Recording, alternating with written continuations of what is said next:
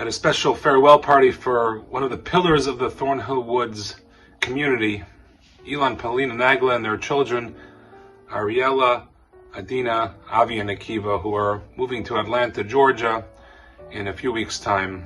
And it was a beautiful event, lots of tears, a little bit of alcohol, lots of laughter, good memories. But I really wanted to dedicate this video to them and to wish them an incredible, safe, uplifting, meaningful journey, only upward growth in their new home. The Naglas surely embody one of the most famous verses in all of Torah. In this week's Torah portion, it says, Zot Torat Ha'adam Ki Yamut Ba'ohel. Literally, this is the law of relating to a person, an individual who passes away in a tent. And then the Torah proceeds to talk about the laws of ritual purity and impurity. That if there's a corpse in an overhang, in a tent, or in a home, in a structure, that a Kohen, a priest, can contract spiritual impurity by being in that overhang, and likewise a regular Jew, a non-Kohen, an Israelite, can contract ritual impurity by touching the corpse, or by touching something that touched the corpse in certain cases.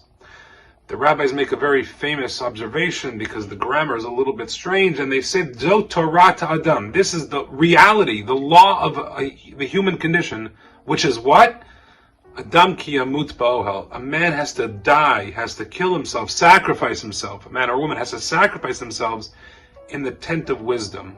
It's a homiletical explanation of the verse. And in order to achieve greatness, one must be willing to pay a price. You must be willing to step out of your comfort zone, something I speak about all the time, and you must desire greatly to break free from whatever constraints you thought you grew up with and that you possess, to be willing to sacrifice and leave a slice of that behind in order to advance in anything in life, but especially in your Judaism. And there are many things to say about the Naglas, but one thing I can say for sure is this point. Adam ki yamut ba'ohel. They have constantly broken through.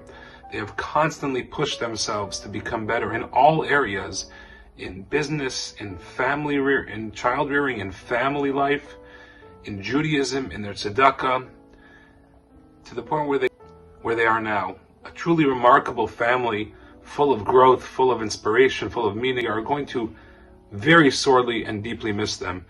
And truly, Atlanta's gain is Toronto's loss. And so it behooves all of us to step up to the plate and remember this truth about Judaism. And it's hard. It's very hard to remember it when we're down and out. But the only way to greatness is ki yamut ba'ohel. If you're willing to sacrifice and willing to pay a price and leave something behind in order to grow, like Paulina and Elon and their children have done for so many years.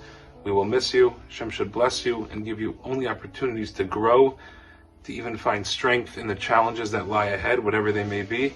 And for all of us as well to take inspiration and an example from that, and to break free from our own personal constraints in order to live and always desire to be in the Ohel HaTorah, in the tent of Jewish wisdom, in the house of God. Farewell and Shabbat Shalom.